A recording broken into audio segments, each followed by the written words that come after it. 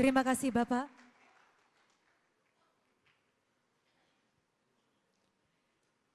Bapak Ibu hadirin yang kami hormati, untuk agenda selanjutnya, mari kita dengarkan bersama arahan Presiden Republik Indonesia terpilih, Bapak Jenderal TNI Purnawirawan Haji Prabowo Subianto. Pak Prabowo! Pak Prabowo! Pak Prabowo!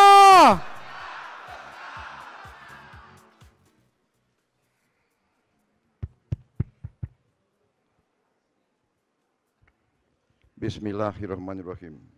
Assalamualaikum warahmatullahi wabarakatuh.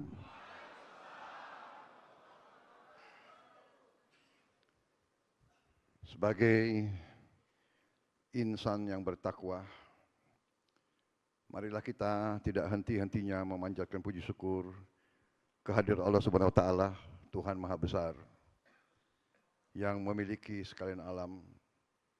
Hanya kepadanya lah kita berdoa dan hanya kepadanya lah kita meminta pertolongan. Salawat dan salam kita aturkan kehadirat junjungan kita Nabi besar Muhammad Rasulullah Shallallahu Alaihi Wasallam yang telah memberi kepada kita agama dan peradaban. Saudara-saudara sekalian yang saya hormati dan saya banggakan, tentunya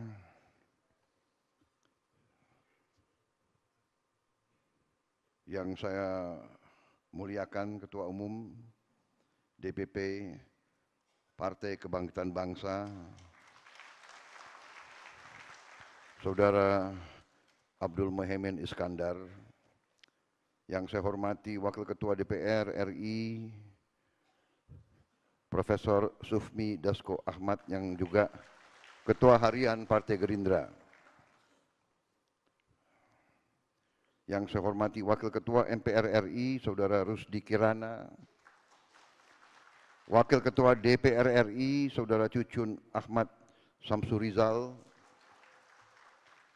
Sekretaris Jenderal PKB, Saudara Muhammad Hasanuddin Wahid, beserta seluruh pengurus pusat, pengurus daerah, pengurus wilayah Partai Kebangkitan Bangsa yang hadir, selamat sore dan terima kasih atas undangan yang terhormat ini. Juga yang kami muliakan para kiai, para habaib, para ibu-ibu nyai, Kiai Haji Kafabihi Mahrus yang saya hormati, Kiai Haji Marzuki Mustamar, Kiai Haji Syihabuddin, Kiai Haji Arifin Junaidi, Kiai Haji Imam Jazuli, Gus Salam, Gus Fahim, Ibu Nyaiju dan yang lain tokoh-tokoh semuanya yang saya muliakan, yang tidak dapat saya sebut satu persatu tanpa mengurangi rasa hormat saya. Terutama para ketua DPW, ketua DPC, para anggota DPR RI, DPRD Provinsi dan DPRD Kabupaten Kota se-Indonesia dari fraksi PKB.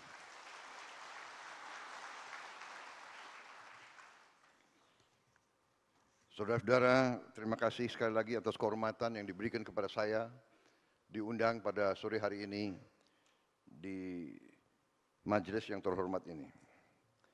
Saya ucapkan selamat atas terpilihnya kepengurusan PKB masa jabatan 2024-2029. Saya juga menyampaikan selamat atas pelantikan para anggota DPR RI dan DPRD dari PKB, dari seluruh Nusantara yang kita cintai. Saudara-saudara sekalian, saudara-saudara, kita berkumpul pada hari ini dalam suasana yang seharusnya penuh dengan optimisme, dengan keyakinan akan masa depan yang cerah.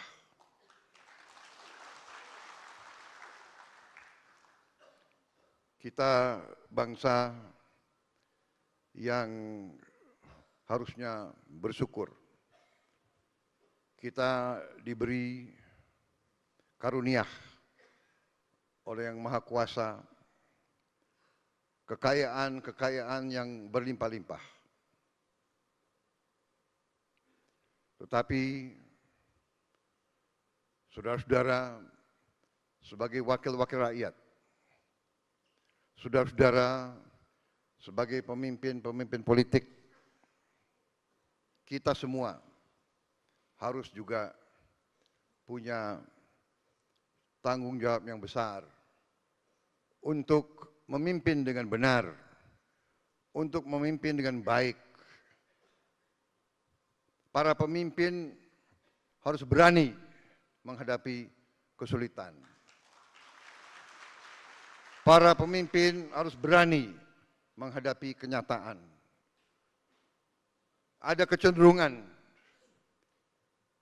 bangsa kita harus akui. Banyak di antara bangsa kita yang suka menghindari kesulitan. Saya berharap pemimpin-pemimpin muda dari PKB tidak akan takut untuk menghadapi kesulitan. Bangsa yang besar adalah bangsa yang berani menghadapi kesulitan. Kita harus berani menatap wajah kita sendiri di cermin. Kita harus berani koreksi diri kita sendiri.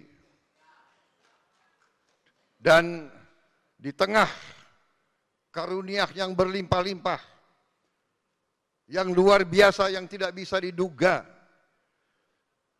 yang menjadi sumber daripada rasa iri bangsa-bangsa lain, kita juga harus mengakui kelebihan dan kekurangan kita. Saudara-saudara, saudara-saudara sekalian, di tengah kekayaan yang berlimpah, kita harus akui bahwa kita sebagai bangsa punya kekurangan dalam mengelola dan menjaga kekayaan tersebut. Kita harus berani mengakui terlalu banyak kekayaan kita yang bocor. Kita harus berani mengakui banyak kekayaan kita yang seharusnya dinikmati oleh rakyat tidak sampai ke rakyat.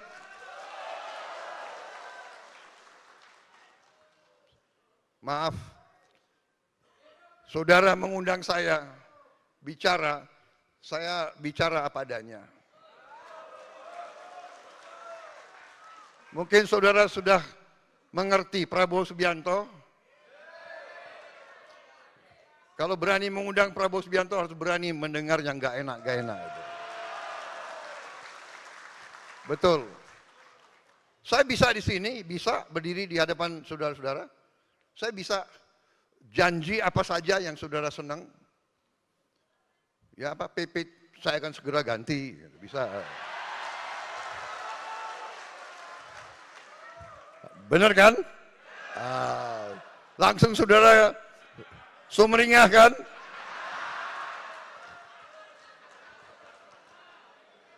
Saudara-saudara,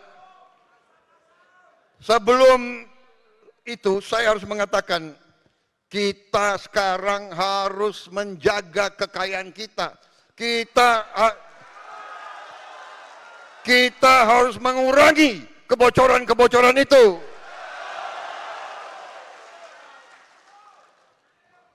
Masih terlalu banyak korupsi di Republik ini.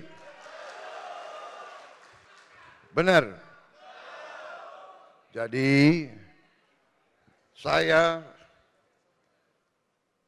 benar-benar gembira hari ini diundang oleh saudara-saudara, karena itu yang saya inginkan. Saya ingin menghimpun seluruh kekuatan bangsa Indonesia untuk bersama-sama kita bersatu, kita kompak, kita akan mengolah, akan mengelola, akan menjaga kekayaan kita supaya bisa dinikmati, dirasakan kebutuhan oleh rakyat kita, saudara sekalian. Saudara-saudara sekalian, masih terlalu banyak rakyat kita yang berada dalam keadaan miskin. Orang Indonesia ini selalu pinter cari istilah yang enak didengar. Dia bukan miskin, dia prasejahtera.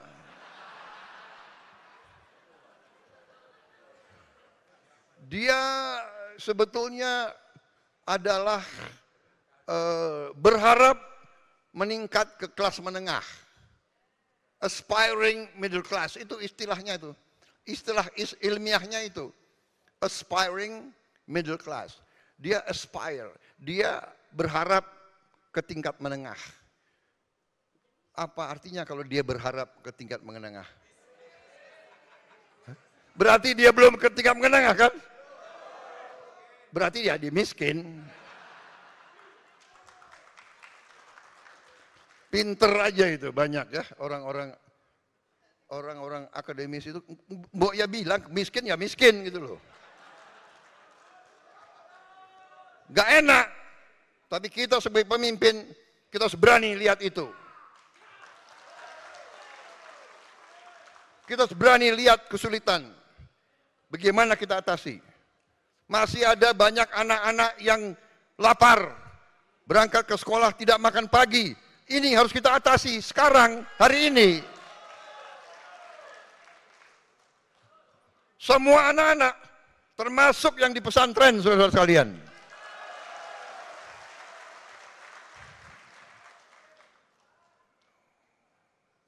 Jadi masalah makan ini bukan masalah untuk cari disenangi, untuk mencari popularitas, tidak. Ini masalah strategik. Ini adalah menyelamatkan masa depan bangsa Indonesia. Kalau anak-anak kita kurang gizi, dia tidak bisa bersaing. Jangankan bersaing di universitas, jangankan bersaing di tempat-tempat yang membutuhkan teknologi. Untuk menjadi petani saja mungkin dia tidak sanggup. Untuk menjadi buruh pelabuhan pun dia akan kalah dengan buruh-buruh dari negara lain karena badannya tidak kuat. Jadi masalah makan bergizi ini bagi saya ini adalah masalah strategik dan akan kita laksanakan. Rakyat kita sekarang sangat memerlukan pekerjaan. Untuk itu,